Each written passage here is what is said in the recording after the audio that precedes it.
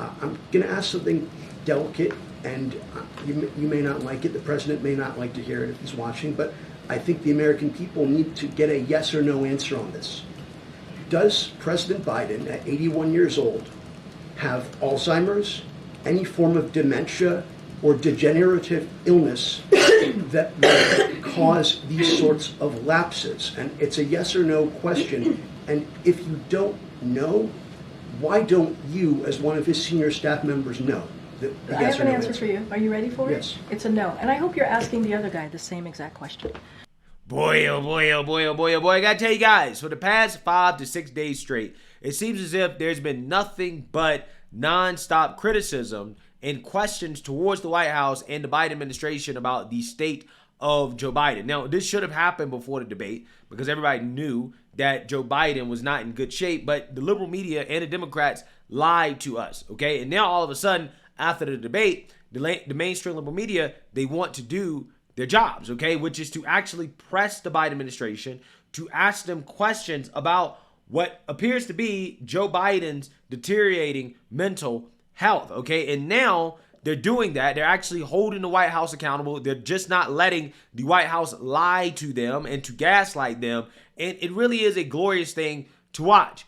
I believe that if the mainstream liberal media were actually doing their jobs instead of being propagandists for the Democrat Party, the first day that Biden got into office, then Trump's poll numbers would be a lot better, okay? I mean, he already is dominating Joe Biden in the polls, okay? Even according to Democrats in their own internal polling, which just leaked today, showing Trump basically winning in all swing states and maybe flipping some blue states red, okay? I mean, we are quite literally living in history, guys. I know I basically say that every video, but I cannot emphasize that enough, that the time period that we're living in right now will be studied in history books 100 years from now, and people will be talking about this moment when the media actually started to tell the truth about the president of the United States being an empty suit, and also on top of that, the greatest comeback in American history that we are witnessing being engineered by the Trump campaign, okay? That is what is happening, okay? We are living in history. So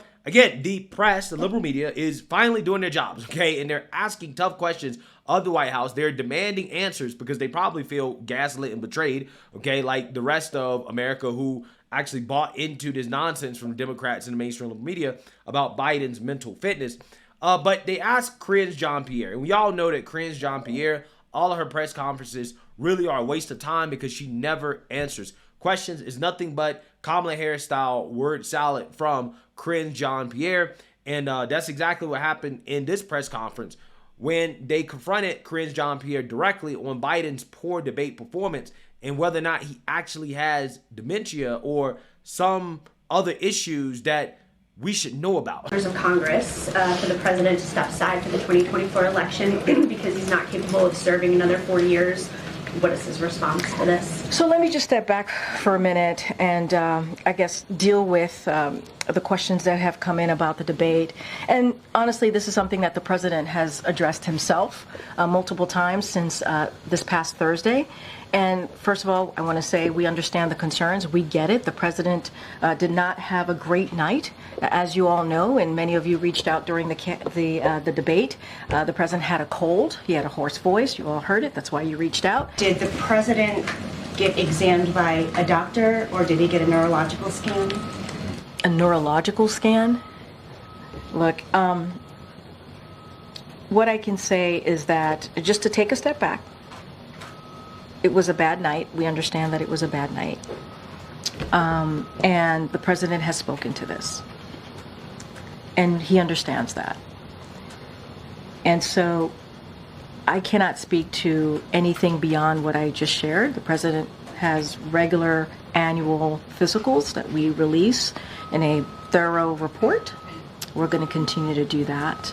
I don't have anything else beyond that. So was the last time he was seen by a doctor then in February? I just don't have anything beyond that, beyond the question of a neurological exam. Part of the problem that Democrats are articulating is that it wasn't just that he had a cold, but rather he had, answers. He was trailing off.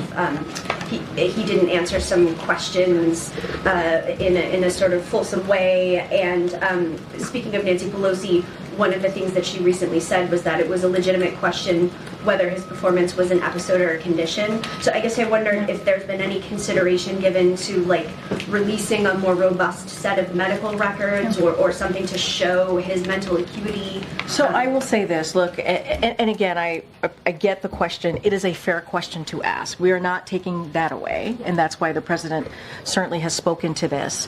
As it relates to his medical records, we have been transparent. We have released thorough reports from his medical team every year since he's been in office. That is something that we have been pretty consistent about.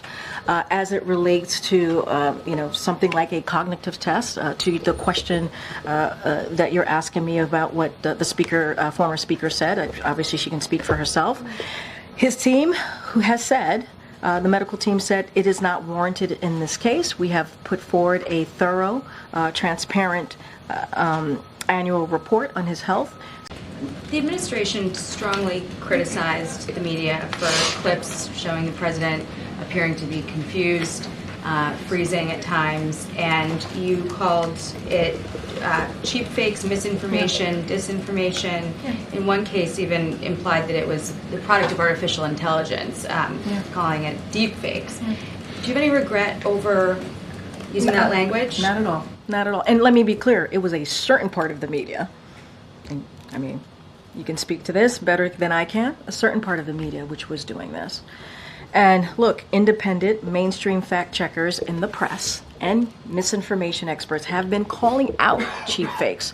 And at the end of the day, they're fakes. That's what they were. Targeting the president. They had said, the reporters and these misinformation experts said that this president was being targeted. And what we did was echo them. That's what we did. Yeah, so you see, now you heard that. More gaslighting, lying, non-answers, word salad from Karine Jean-Pierre.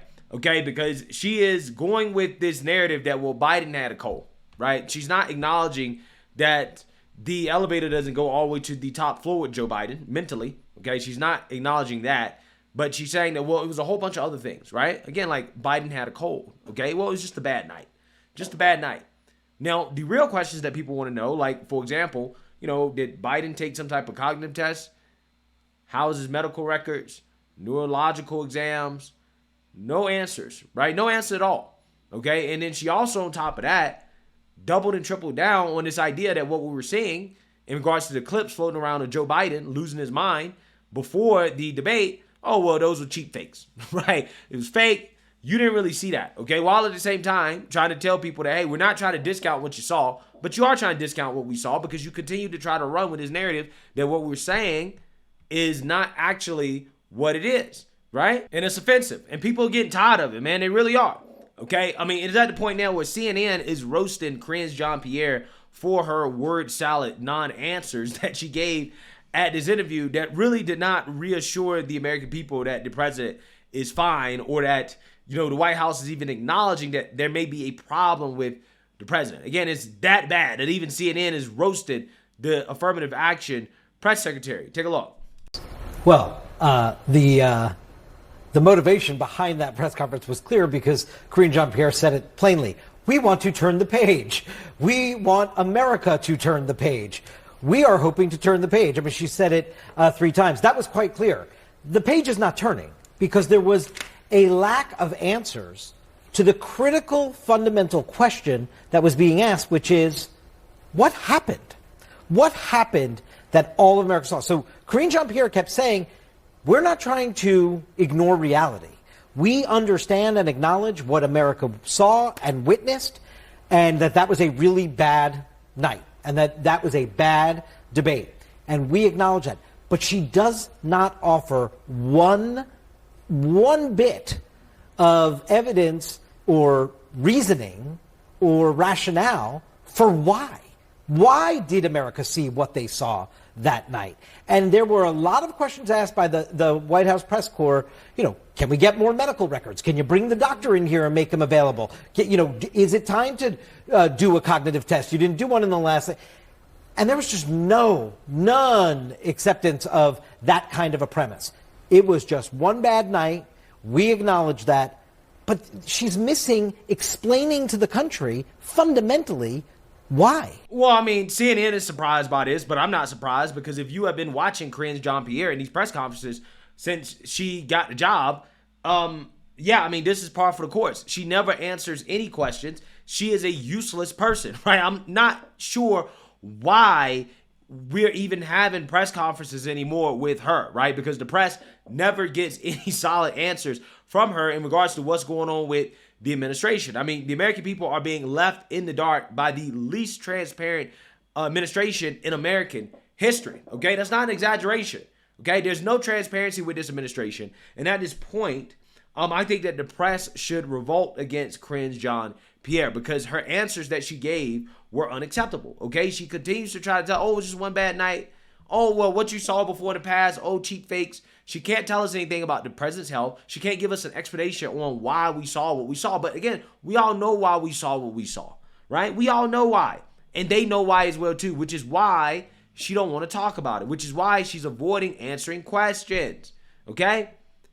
In the ideal world, this woman would have been fired. But no, she can't be fired because she has too many infinity stones of wokeness. Okay, she's black, she's a woman, and she's a lesbian. Okay, she got 3. Okay, so if the White House were to actually get rid of her like they wanted to, apparently a few years ago, right, they actually wanted to get rid of her, but she decided that, hey, you know what, I'm not going to go anywhere because she thinks she's doing an amazing job because nobody actually tells her that she's doing a bad job because, again, she's black, she's a woman, she's a lesbian. Can't criticize those people or else you're racist, right?